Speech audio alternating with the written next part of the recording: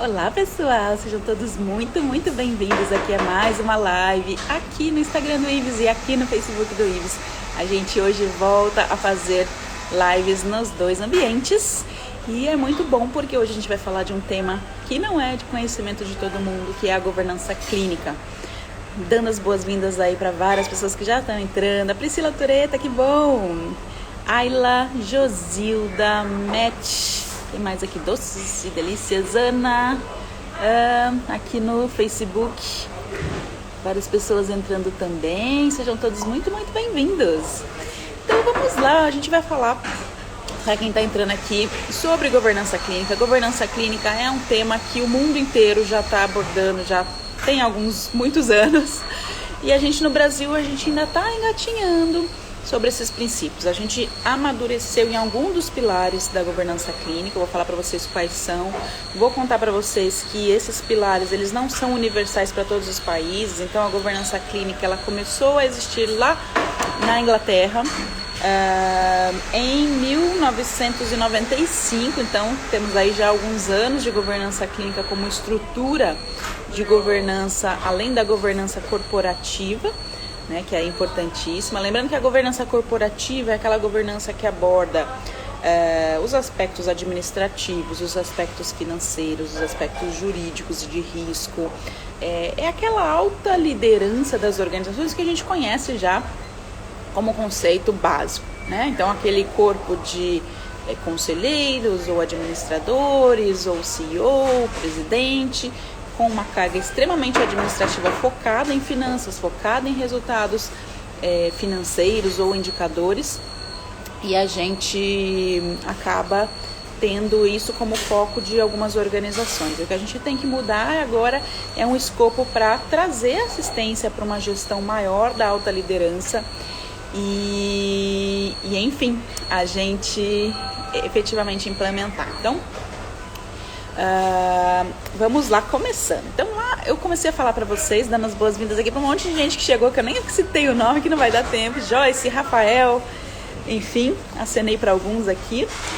A governança clínica, então, ela é uma estrutura, né, que compõe a governança corporativa, que é essa que a gente já conhece, com um olhar para assistência, para eficiência e eficácia e efetividade clínica dessa assistência que a gente está oferecendo para o nosso paciente.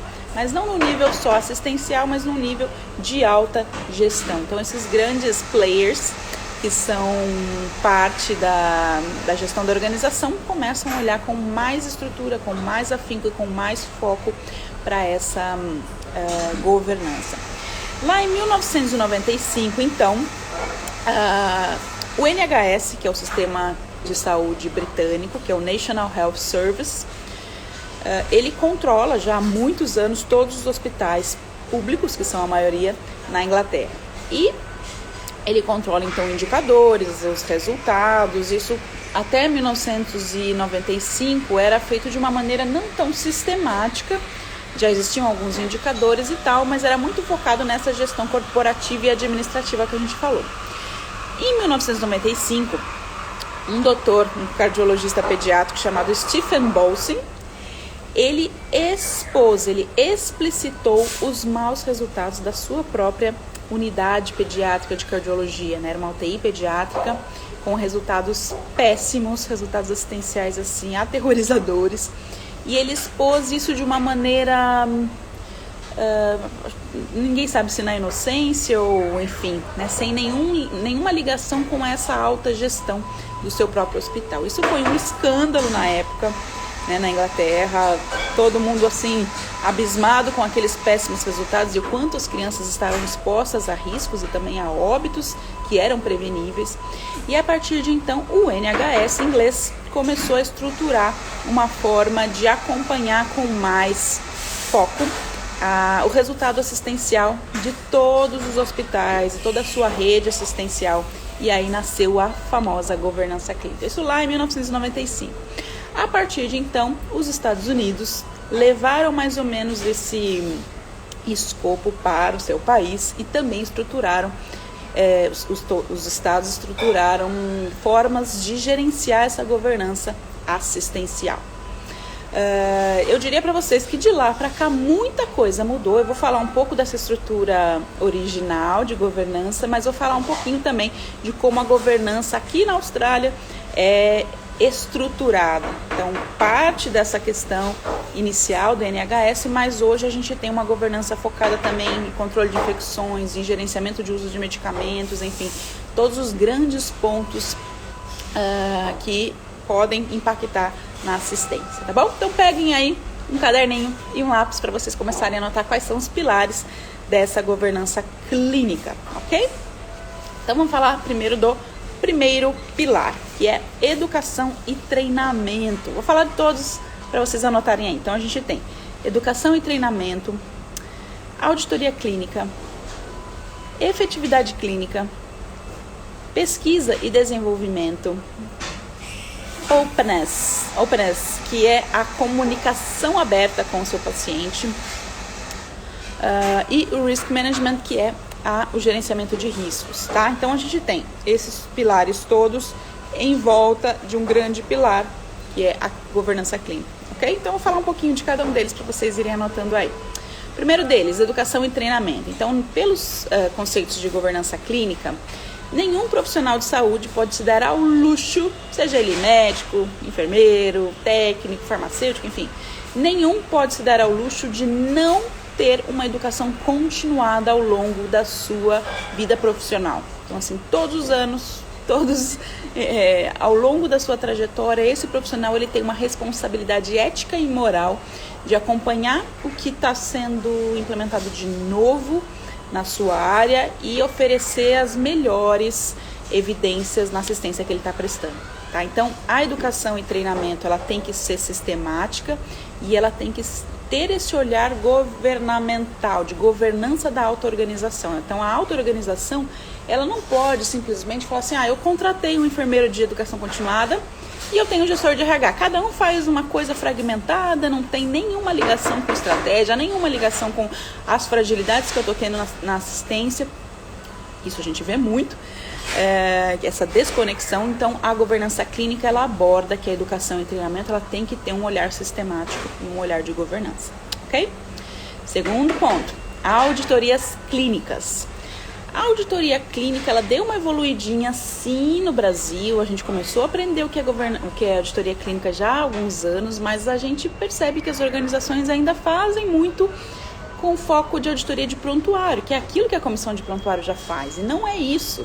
A auditoria clínica, ela tem uma função mandatória de identificar fragilidades na assistência, mas também acompanhar a efetividade clínica, os resultados clínicos de protocolos, de, enfim, procedimentos assistenciais que são padronizados na organização, tá? Então, esse foco de auditoria clínica é extremamente importante e ele não é só indicado para hospitais. O cuidado primário também tem que ter um olhar de auditoria clínica para avaliar os seus processos.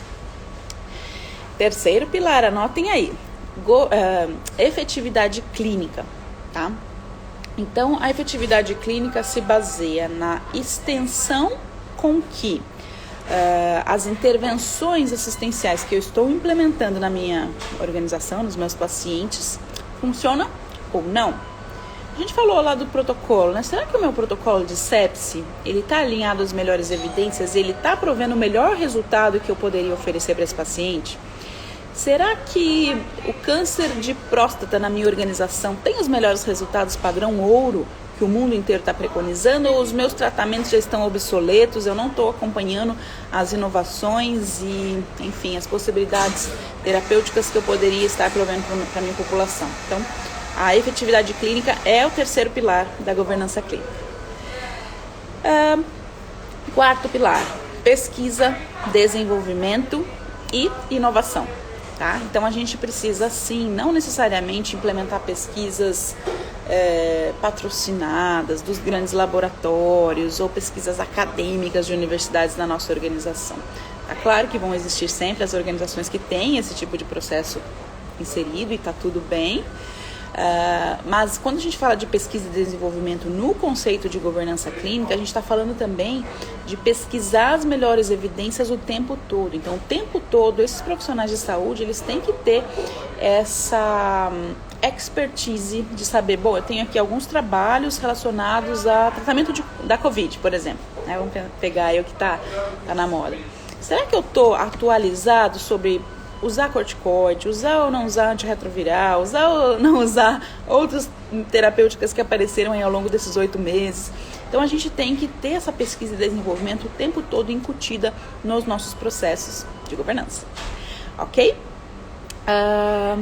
2, 3, 4, 5. Quinto pilar é o openness, que é a comunicação aberta junto ao paciente. A gente já tem falado já há alguns anos do disclosure, né? O protocolo de disclosure, que é você implementar um processo sistematizado e capacitar a sua organização, seus profissionais a contar para o paciente ou contar para a família que houve sim um evento adverso, que você sim, na sua assistência prestada, causou dano a esse paciente. Vários e vários trabalhos já têm balizado aí que isso acaba diminuindo processos jurídicos da família contra o hospital, e isso reforça esse vínculo família e paciente junto à organização, e também faz com que a organização aprenda mais com os erros, ela olhe mais para os seus erros. Isso não é fácil, não é simples, não é toda organização que está madura para isso. E existem outros processos de comunicação aberta que não só quando da ocorrência de eventos adversos, que a gente precisa aprender também, ok? Próximo pilar, gerenciamento de riscos. O gerenciamento de riscos, o que a gente vê hoje nas organizações, ele é extremamente fragmentado. Então a gente tem muitas vezes um gerenciamento de riscos corporativo, que vai avaliar meu risco financeiro, meu risco jurídico, meu risco administrativo, terceiros. E a gente tem um risco assistencial que às vezes é mais ou menos gerenciado. Às vezes a gente tem mais ou menos identificação de risco junto aos pacientes. Mas a gente esquece que a gente tem riscos relacionados aos colaboradores, a gente tem riscos relacionados a outros pontos da organização que muitas vezes a gente não está fazendo essa gestão, como gerenciamento de uso de equipamentos, medicamentos, infecções, enfim. Todo esse risco global faz parte da governança clínica. Isso quer dizer que a alta liderança tem sim que estar de olho nos riscos clínicos também, o impacto disso. Então, até que ponto eu vou, por exemplo, padronizar uma nova medicação, sendo que isso vai diminuir riscos ou vai aumentar os riscos dos meus pacientes, né? Então, a gente tem que ter esse olhar de governança para o gerenciamento de riscos. E o último ponto da concepção de governança clínica inglesa, né, que é essa primária que eu falei para vocês, é o gerenciamento da informação, né? Não só a TI, não é a TI em si, mas gerenciamento de informações, de prontuários, o fluxo de informação do paciente ao longo, desde a recepção, admissão, assistência, alta, toda essa informação tem que ser muito bem gerenciada para que a gente não tenha eventos adversos, incidentes. E agora, muito mais com a Lei Geral de Proteção de Dados, a gente tem muitas coisas a implementar, muitos processos a serem, enfim, definidos e controlados na nossa organização.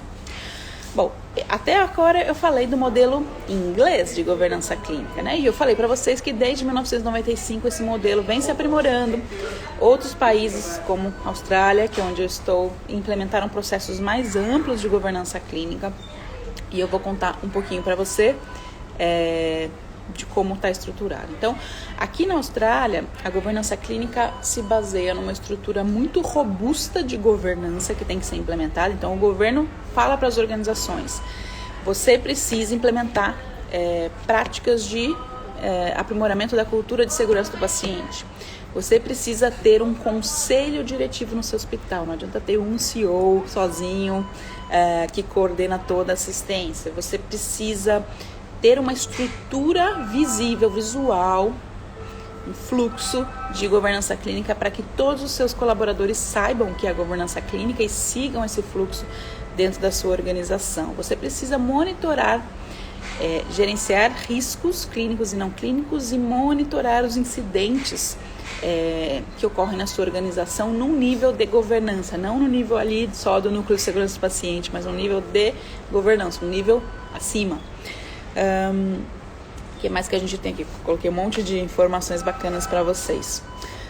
O foco da governança clínica sempre vai ser segurança e qualidade. Tá? E por isso que ela é tão importante, porque segurança e qualidade, por mais que a gente esteja abordando maciçamente desde 2013, quando a gente teve aí o Programa Nacional de Segurança do Paciente sendo implementado no Brasil, a gente sabe que ainda não é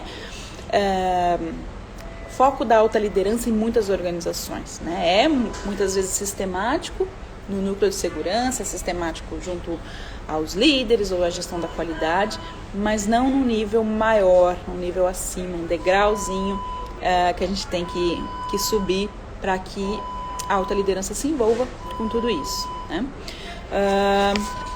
Então, o que eu vou colocar aqui para vocês? Então, a definição de cultura de segurança envolve a necessidade de uma liderança muito forte. Então, não adianta a gente querer implementar estruturas de governança clínica se a gente não capacitar a nossa liderança. A nossa liderança é o grande foco, o grande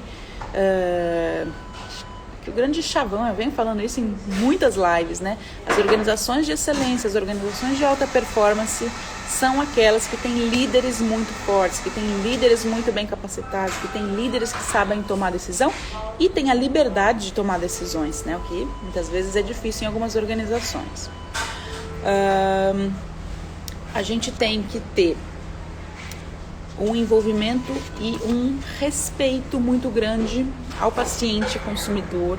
Tá? Então, esse paciente ele tem que ser o centro do cuidado nesse processo de governança clínica. Não da boca para fora, e a gente vem falando disso faz tempo para vocês. A gente no Brasil ainda não faz cuidado centrado no paciente. As pessoas não sabem o que é o cuidado centrado no paciente, com algumas exceções. Mas o paciente ainda não é o centro, né? O centro muitas vezes é o custo, o centro muitas vezes é o protocolo, enfim, os meus processos, e eu esqueço do paciente como o principal ator desse cuidado. E o próprio cuidado centrado no paciente tem uma estrutura muito bem delineada, muito bem embasada, que a gente pode ter as práticas implementadas. E uma das práticas dos pilares, né, de cuidado centrado no paciente, que a gente também já falou bastante, é a experiência do paciente, né? Então, a experiência do paciente não é uma moda, não é uma onda que veio e está passando. Não, gente, a experiência do paciente é algo tão importante quanto a própria assistência, que não adianta eu ter uma assistência ótima, uma assistência de altíssima qualidade, sendo que a experiência desse paciente dentro da minha organização foi péssima, ele não vai mais voltar. Né? Por mais que o tratamento tenha sido efetivo, ele não mais vai voltar porque a equipe foi agressiva, porque os cuidados não foram explicados, porque ninguém pediu a opinião dele antes de aplicar aquele procedimento para verificar se ele concordava. Então, a experiência do paciente ela passa a ter um contexto muito importante e ele é um tema de alta governança, tá? Não é mais um tema que fica ali na gestão da qualidade ou que fica no SAC, na ouvidoria. Ele é um tema que a gente tem que subir um nível acima para o sistema de governança. E agora eu estou falando bastante de sistemática de governança aqui da Austrália, tá bom? Então, assim, na concepção da governança clínica hoje, a governança financeira, a governança de riscos, a governança jurídica, a governança administrativa, ela deve ter o mesmo peso que a governança clínica assistencial, tá? Não só ter o mesmo peso, como ela é uma coisa única. Ela é parte integrante, então a gente não pode deixar a assistência de lado e falar só de administrativo financeiro. Boa noite, Renata. Então a gente tem como item mandatório essa integração entre as duas governanças que eram antes separadas.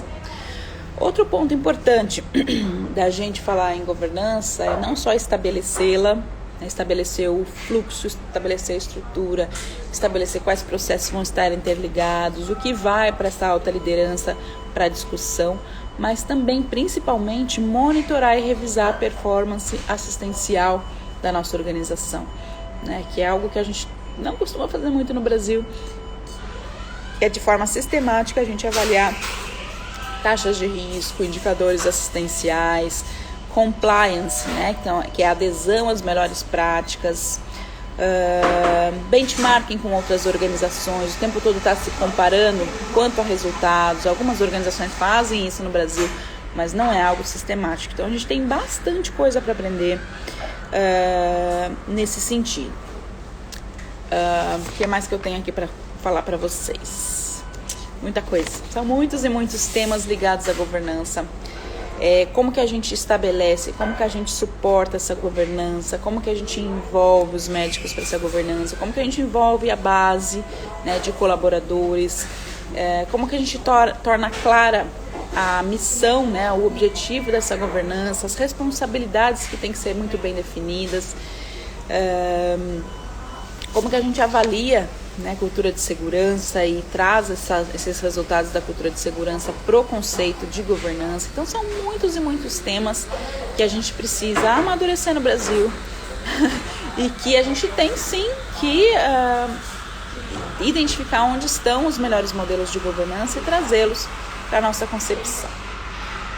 Por que eu estou falando tudo isso? Por que a gente traz esse tema com essa importância tão grande? Porque realmente a gente tem identificado, né, e a gente como instituição acreditadora, o tempo todo está monitorando as nossas organizações quanto a como eles estão aderindo às melhores práticas mundiais, né, enfim, desses temas todos que eu abordei aqui. E a governança, como ela é o topo dessa estrutura de gestão da organização, ela é extremamente importante. Pensando nisso, o que a gente fez? Para o ano que vem, a gente vai mudar totalmente o nosso escopo de cursos do IBS. Todos os nossos treinamentos que vocês tiveram até agora, né, que eram sempre baseados em temas mais simples, como mapeamento de processos, ferramentas da qualidade, auditoria interna, que mais? Gestão de indicadores. Todos esses temas são muito, muito importantes, mas a gente já entendeu que nesses 6 anos de IBS, vocês já, enfim, estão amadurecidos nesse tipo de tema.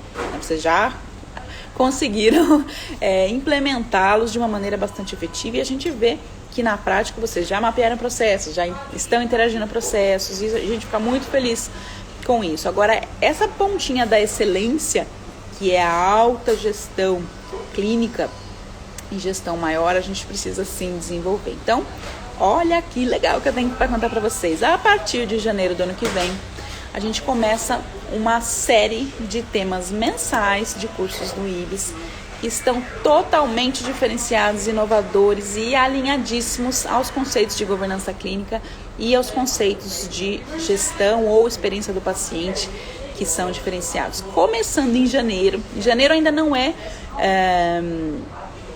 um tema parte da governança clínica que eu já vou explicar, mas em janeiro a gente tem um tema super, super inédito que eu tenho certeza que vocês vão gostar e vocês não encontram esse tema no mercado, que é como que eu preconizo práticas de segurança do paciente, humanização e experiência do paciente para a população LGBTQIA+, ou LGBT, vai ficar mais prático e depois a gente vai explicar para vocês os conceitos de cada uma das letras, o que significa. Mas o que a gente tem identificado, isso é um movimento também muito grande no mundo inteiro, é que essa população, pela questão do estigma, pela questão do preconceito, ela está sendo extremamente negligenciada no acesso ao cuidado. Então, elas sofrem violência verbal, elas sofrem violência física. Essa população sofre, como é que eu vou falar assim, vários abusos dentro do nosso sistema de saúde por exemplo, não respeito ao seu nome social. Como é que eu faço a questão do protocolo de identificação segura do paciente quando eu tenho um João da Silva que quer ser chamado de Maria da Silva? Como é que eu faço isso? Isso não está incorporado no meu protocolo. Então a gente tem que pensar em tudo isso. Quais são as melhores práticas que o mundo está fazendo para contemplar privacidade, acesso e respeito e cuidado seguro para esse tipo de população. E todas as organizações de saúde podem receber essa população na sua assistência e é mandatório que todos nós tenhamos o conhecimento de como fazer isso. Tá? Então, a gente já começa janeiro com um tema super inovador, super diferenciado, para vocês ficarem super contentes e implementar práticas novas na sua organização. Em fevereiro, a gente tem um curso bacana do Dr. Rafael Munerato, que é focado em gestão mesmo, gestão organizacional de clínicas, pequenos serviços e unidades assistenciais. Então a gente vai aprender o beabá da gestão em 2 dias e vai ser muito bacana. Mas é a partir de março que a gente começa a fazer uma trilha de vários e vários cursos até, acho que outubro, de trilha de governança clínica. Então, todos esses temas que a gente foi falando aqui, eles estão estruturados nesses vários cursos ao longo do ano que vocês vão poder, fazer ou todos da trilha, ou fazer alguns que vocês acham que são mais importantes. Então, a gente vai falar de gerenciamento de medicamentos, a gente vai falar de auditoria clínica, a gente vai falar de deterioração clínica do paciente, a gente vai falar de liderança e alta gestão e, enfim, todos esses temas de governança, efetividade clínica, de uma maneira muito bacana para que vocês, enfim, tenham esses conhecimentos aí de forma prática e teórica para vocês implementarem nas organizações. E o mais bacana, quem cumprir toda essa trilha, dos cursos de governança clínica, tem como um presentinho no final um curso gratuito sobre inovação em saúde, onde a gente vai trazer os principais conceitos, por exemplo, como design thinking, startups e outros quesitos de inovação, que a gente não está falando de inovação tecnológica necessariamente, TI, não é nada disso, mas inovações importantes que vocês podem implementar na organização de vocês para aprimorar processos, para buscar excelência e melhor efetividade, sempre. Tá? Então esse é o grande presente que a gente tem para o ano que vem. E aí, para quem tá aqui assistindo a live, não se esqueça que nessa sexta-feira é a Black Friday e a gente já vai estar oferecendo todo o escopo de cursos do ano que vem com o desconto da Black Friday, que é de 40%. Então, todos esses cursos inovadores, esses temas diferenciados que vocês não fizeram ainda e que querem fazer, que querem, enfim, se destacar nesse mercado, vocês vão estar aí com uma oportunidade única apenas sexta-feira para vocês adquirirem e se inscreverem nesses cursos com todo louvor, tá bom? Então fica aí o meu convite, o convite do IBS, para vocês não perderem a Black Friday. Acompanhem as nossas mídias sociais na sexta-feira, escolham os cursos que vocês querem fazer no ano que vem, e se vocês quiserem fazer a trilha inteira de governança clínica, fica aí o convite para vocês ganharem o curso de inovação no finalzinho do ano, tá bom? Então já é um momento de vocês, não só como pessoa física profissional, mas também contarem para as organizações de vocês que existem temas novos que estão saindo aí nos cursos do IBS. Esses cursos também podem ser feitos no formato in company, se vocês quiserem. E vai ser muito bacana, um ano inteiro inovador, um ano inteiro de novos temas para a gente capacitar vocês cada vez mais e mais. É sempre o nosso foco educação, como sempre, tá bom? Aqui na bio do Instagram do IBS, vocês têm um link onde vocês têm várias informações, várias páginas onde vocês têm os conteúdos do IBS, e a gente já tá falando para vocês da Black Friday, não só nos stories, como aqui na timeline, para vocês ficarem antenados que na Black Friday tem um monte de coisa, um monte de desconto, e a gente já ao longo da semana já está liberando a inscrição do portal Geração de Excelência no pacote de 1 ano também, com 40% de desconto. Então vale muito a pena, porque são aquelas informações mensais, aulas mensais, entrevistas mensais, enfim, um monte de coisa que vocês podem estar utilizando aí para se capacitar mais e mais, tá bom? É o IBS mais uma vez, aprimorando aí gestão em saúde, sempre através da educação. Gente, um grande beijo.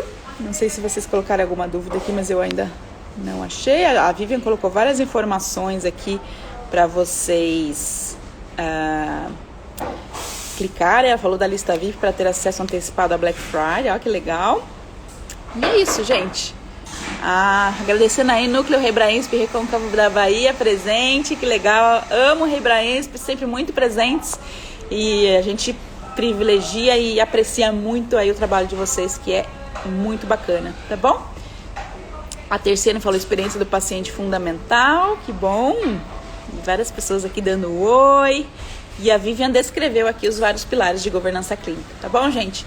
Então é isso, muito obrigada pela presença de vocês. E essa semana é aquecidíssima com a Black Friday aí na sexta-feira. Não se esqueçam e aproveitem esses temas inovadores, porque a gente sempre vai estar inovando agora nos temas. A gente já entendeu que a base está robusta, vocês já aprenderam o essencial de gestão da qualidade e segurança. Agora vamos para o próximo passo, tá bom? Um grande beijo. Tchau, tchau.